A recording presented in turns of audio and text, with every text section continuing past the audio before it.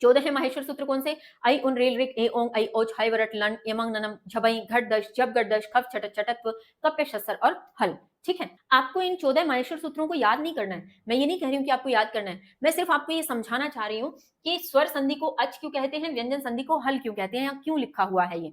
इन 14 माहेश्वर सूत्रों में जो प्रारंभिक चार हैं, आई उन रील रिक ए ओंग आई औच, पहली बात तो सभी 14 माहेश्वर सूत्रों के अंतिम वर्ण काउंट नहीं होंगे, ये ध्यान रख लेना।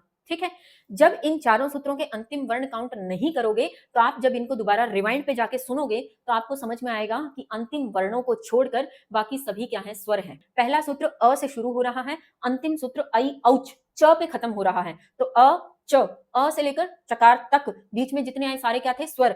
14 माहेश्वर सूत्र, 14 माहेश्वर सूत्रों के शुरुआती चार सूत्र अ से च तक होते हैं और उनके अंतर्गत सारे के सारे क्या आते हैं, स्वर आते हैं, इसलिए इसको क्या कहा जाता है, अच संधि कहा जाता है। रही बात हल संधि की, तो पांचवां सूत्र हय वरट ह से शुरू होता है और अंतिम 14वां सूत्र हल ल पे खत्म होता है। तो ह से लेके पांचवें सूत्र के ह से लेकर के ल तक सभी के सभी, जब बीच में आप दोबारा रिवाइंड करके इन सारे सूत्रों को सुनेंगे इस वीडियो को, तो आपको समझ आएगा सारे के सारे क्या थे, व्यंजन थे, पांचवें से 14वें तक। तो इसलिए व्यंजन संधि को क्या कहा जाता है, हल संधि कहा जाता है।